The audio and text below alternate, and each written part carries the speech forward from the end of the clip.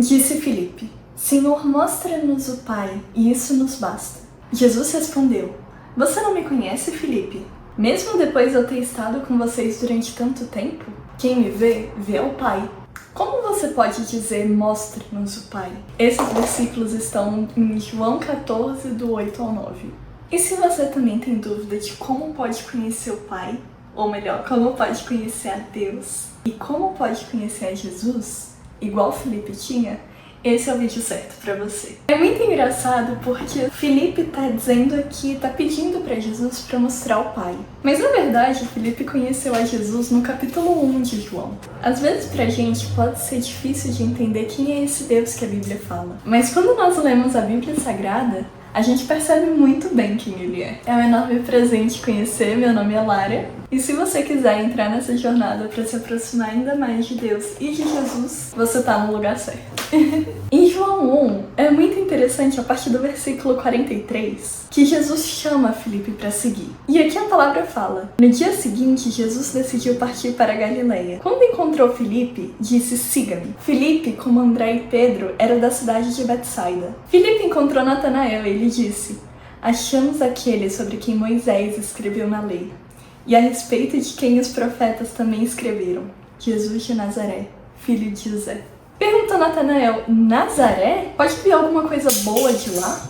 Disse Filipe: Venha e veja. Ao ver Natanael se aproximando, disse Jesus: Aqui está um verdadeiro israelita, em quem não há falsidade. Perguntou Natanael: De onde me conheces? Jesus respondeu: Eu o vi quando você ainda estava debaixo da figueira, antes de Filipe o chamar. Então Natanael declarou: Mestre, tu és o Filho de Deus, tu és o Rei de Israel. Jesus disse: Você crê porque eu disse que o vi debaixo da figueira? Você verá coisas maiores do que essa.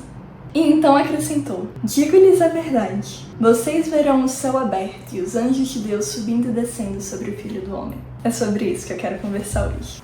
O primeiro capítulo de João está retratando que Filipe já conhecia Jesus. E na verdade ele achava que Jesus era um enviado de Deus, aquele que Moisés tinha escrito na lei. Só que quando a gente vai ler em João 14, Filipe não conhece muito bem quem é Deus. E na verdade pede para Jesus mostrar. Só que isso é um pouco controverso, porque o próprio Jesus que vive com ele é a demonstração de quem Deus é. Não sei se você já passou por isso, mas isso era algo que era bem recorrente na minha vida. Eu conhecia a igreja, conhecia os pastores, conhecia o que falava, conhecia já que Jesus já tinha morrido por mim, mas eu não de fato conhecia a Deus. Sabe, é igual o Jó fala: Antes eu te conhecia só de ouvir falar, mas agora eu te vejo com os meus próprios olhos. Isso era algo que costumava ocorrer comigo, sabe? E se você tem a intenção de conhecer quem é esse Deus, eu vou te ajudar agora. Primeiro, igual Jesus falou, para conhecer a Deus, antes você precisa conhecer a Ele, conhecer a Jesus. Aqui no versículo 5 do capítulo 14, fala: Disse-lhe Tomé: Senhor, não sabemos por onde vais. Como então podemos saber o caminho? Respondeu Jesus: Eu sou o caminho, a verdade e a vida. Ninguém vem ao Pai senão por mim. Se vocês realmente me conhecessem, conheceriam também o Pai. Já agora vocês o conhecem e o têm visto. Então tá bom, a gente entendeu que pra você conhecer a Deus, pra você realmente se aproximar dele, a primeira coisa a ser feita é conhecer a Jesus. Mas então, quem que foi esse Jesus? Segundo toda a história do Antigo Testamento, juntando a Torá, os profetas, os livros históricos, a gente tá vendo constantemente Deus falar que vai mandar pra cá um Messias. Falar o que significa um Messias. Messias é uma palavra hebraica, tá? Messias não é uma palavra no português, que significa ungido. E Deus tá falando que ele vai enviar o próprio ungido aqui pra terra. Tá, Lara, o que significa ungido? Na tradição antiga, os sacerdotes eles tinham o costume de pegar um óleo e passar nas pessoas mais importantes, sejam sacerdotes, sumos sacerdotes, reis, as pessoas de maior influência, sabe? E passar esse óleo na pessoa simbolizava o quê? Simbolizava que era uma pessoa completamente separada, sabe? Uma pessoa que não se levava pra qualquer coisa, mas ela já era escolhida por Deus. Também simbolizava que ela era uma pessoa importante e agora tinham a presença de Deus. Eram as pessoas que recebiam o Espírito Santo, habitava sobre eles. Então Deus fala: eu vou entregar o meu ungido, o meu Messias, ele vai aí pra terra. E a pergunta que fica é: por que então que a gente precisa desse Messias? Por que nós precisamos desse ungido? A grande questão é: você não consegue ser salvo sozinho. Se no princípio, lá no Éden, lá atrás, a gente tinha se condenado à própria morte, precisava de alguém que é o caminho, a verdade e a vida, para nos salvar, nos tirar daquela morte. E muito obrigada, Deus, esse é Jesus. Mas Jesus não só te salvou, sabe? Às vezes a gente pensa, não, tá bom, Jesus fez algo lá atrás, tudo bem, mas vou viver minha vida do jeito que eu quero. O que a Bíblia fala é, não é sábio e nem um pouco prudente você viver a vida do jeito que você quer. Se você quiser viver assim, isso já é com você. Mas se você quiser uma vida que plenamente traz paz, uma paz que excede todo entendimento. E se você quiser viver a boa, perfeita e agradável vontade de Deus, as nossas ações precisam andar junto disso. Mas Jesus não é só o nosso Salvador. Se você quiser, Jesus também pode ser o seu Senhor. Sabe, aquela pessoa que te direciona. Aquela pessoa que vê quando você vai fazer algo difícil e que está com você. Que fala pra você não ir. Que te ajuda a mudar. Mas Jesus também é o nosso amigo. E um grande amigo. Jesus também é, agora em João 15, a videira verdadeira. Tá, o que isso significa? Em João 15, Jesus fala que a gente não pode fazer nada sem ele. Isso é verdade. Eu acredito que se você já tem tentado fazer algo sem Jesus e tem percebido que não tá conseguindo, sabe, que não aguenta mais ficar assim, é porque realmente a gente não foi feito pra isso. A gente não aguenta mesmo. Mas quando a gente permanece com ele, é como um galho permanecendo na sua árvore. Agora ele pode dar frutos. Agora ele pode viver. Jesus também é o nosso intercessor junto ao Pai. O que isso significa? Em 1 João 2:1 fala: meus filhinhos, escrevo-lhes estas coisas para que não pequem. Se porém alguém pecar, saibam que temos um intercessor junto ao Pai, Jesus Cristo, o justo. Jesus é uma pessoa que, quando esteve aqui na Terra, passou por tudo que a gente passou.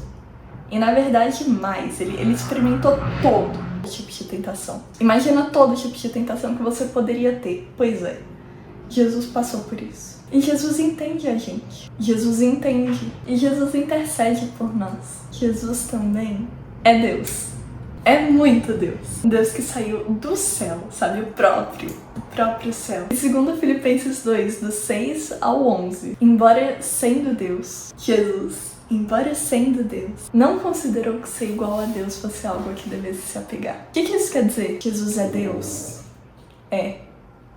Mas ele veio aqui pra Terra e não se apegou ao fato de ser Deus. Por quê? Porque ele esvaziou a si mesmo, vindo a ser servo, tornando semelhante ao homem, e sendo encontrado em forma humana, humilhou-se a si mesmo e foi obediente até morte de cruz. Por isso Deus o exaltou à mais alta posição e lhe deu um nome que está acima de todo nome, para que o nome de Jesus se dobre todo o joelho, nos céus, na terra e debaixo da terra, e toda língua confesse que Jesus Cristo é Senhor, para a glória de Deus Pai. O que isso significa? Para que você fosse salvo, para que você hoje tivesse vida. Jesus, que é Deus, precisou deixar essa posição, vir como escravo, vir como servo, se humilhar muito e obedecer muito para morrer no seu lugar e para trazer a vida que é dele. Sabe, se hoje a gente tem vida, uma nova vida, sem vazio, completamente preenchida, é porque ele deu a vida dele em nosso lugar. Além disso, sendo muito sincera, Jesus é o amor da minha vida. Jesus foi o homem que me trouxe paz, me trouxe vida. Sabe, muitas vezes a gente fica desgastado, fica cansado. Só que Jesus fala: vinde a mim, todos que estão cansados e sobrecarregados, e eu vos aliviarei. Vá até Jesus. E quando eu fui até Jesus e recebi esse alívio extremo, completo, que Jesus promete, eu soube que é exatamente o homem que eu desejo servir pelo resto da minha vida. E eu recomendo muito você conhecer ele também, porque não faz sentido a vida sem ele. E se você entende isso, e se você quer falar: nossa, ainda tem muito para conhecer sobre esse Jesus, sobre esse Deus, e eu quero conhecer, vou fazer uma breve oração. E se você entender que você acredita nisso, você faz comigo, tudo bem?